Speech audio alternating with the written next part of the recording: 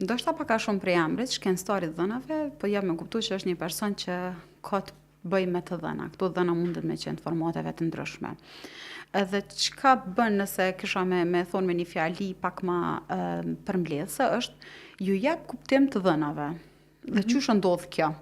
Një person që studion ose punon me të dhëna, ose një shkencëtar i të dhënave në këtë rast, trajnon modele të ndryshme, ose edhe arrin me parashiku një situatë në bazë të dhënave që i ka në dispozicion. Këtu kërkohet ajo pjesa logjike e problemit edhe algoritme të ndryshme siç është mësimi makinerik, do me thonë, ose trajnimi modeleve të ndryshme për marrë deri te rezultati.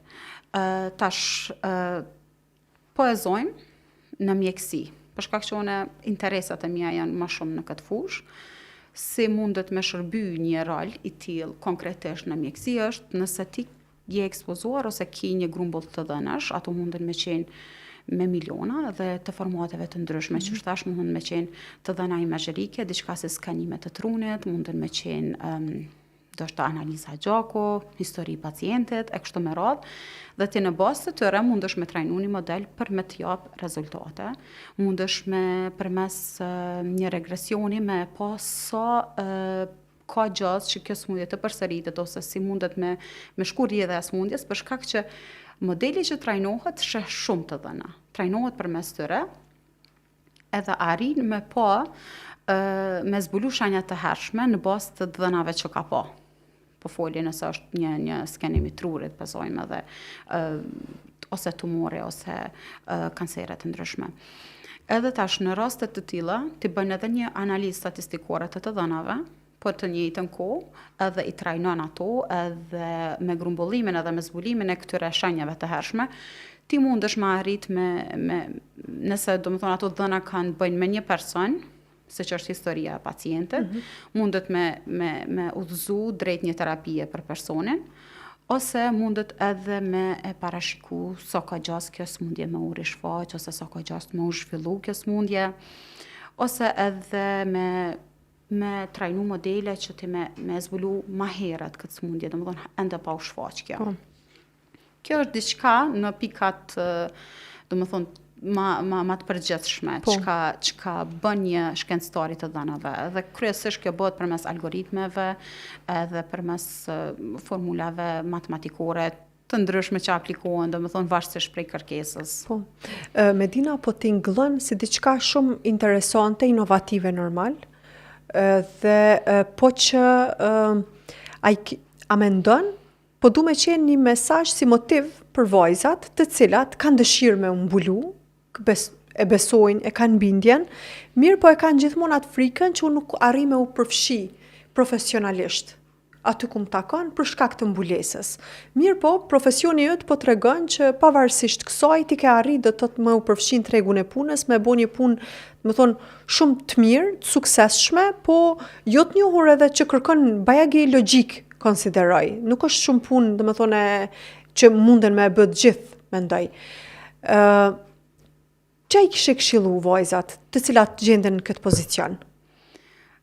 Guximi është që është kërku plot herë prej vajzave, edhe jo vetëm me shami, po deri vonë nuk ka pas vajza që kanë qenë shumë të ekspozuara ndaj fushave siç është teknologjia, domethënë kjo vetë si drejtim ka qenë shumë më i kufizuar më herët, edhe nëse ke punu IT, që ka thonë populli me kabla, aty kanë shku më shumë vetëm burrat. Kjo ka qenë, domethënë zonë. Po realisht edhe është, më fal që po të ndërprej, për shkak se me aq sa kam njohuri Universiteti i Prishtinës, domethënë ka bonuse financiare për vajzat të cilat studiojnë shkenca kompjuterike. Kështu që është një stimulim, do të thotë, për me nxit për shkak se gjinia femërore janë më të distancuara prej shkencave të tilla. Po, kjo kohëve të fundit është mundësi shumë e mirë. Me të vërtet, ka pas grande të ndryshme që një për projekte të ndryshme ose kompani që sapo kanë fillu, edhe njëkohësisht ka bursa, do më thonë që janë dhuru në këto drejtime për me i ndihmu, se tash ty duhet edhe një metë, si është laptopi e shumë tjera për me punu, dhe jo gjithë kush e ka mundësin, dhe këtu kanë qenë ndihmes shumë e madhe. Po prapë po them, ne kemi kalu për një fazë stigmatizuese, nësa më thonë, edhe mandej kemi ardhur në një pikë ku kjo është diçka që lavdrohet edhe promovohet. Pra po kthehem te ajo që koha e ka bët veten edhe gjanat kanë ndryshuar, po edhe nuk është e njëjta si drejtim si ka qenë më herët, domethënë.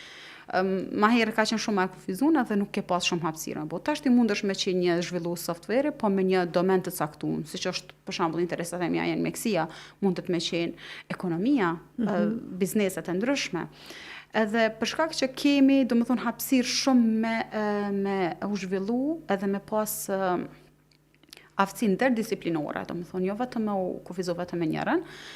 Atëherë këtu ka halo ma shumë hapësirë që njerëzit mandej me qenë ma kreativ, me gjithë veten. Edhe për atë arsye mendoj që edhe vetëm të qenurit vajzat të qenë këtë drejtim ka ndru, edhe është shumë, kemi vajza shumë të mira, domethënë që janë duke shkëlqyer në këtë drejtim.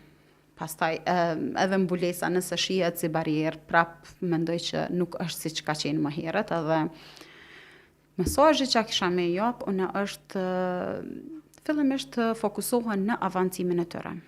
E kuptoj që plot herë hasin në vështirësi rrugës, sidomos në vendin tonë, fatkeqësisht.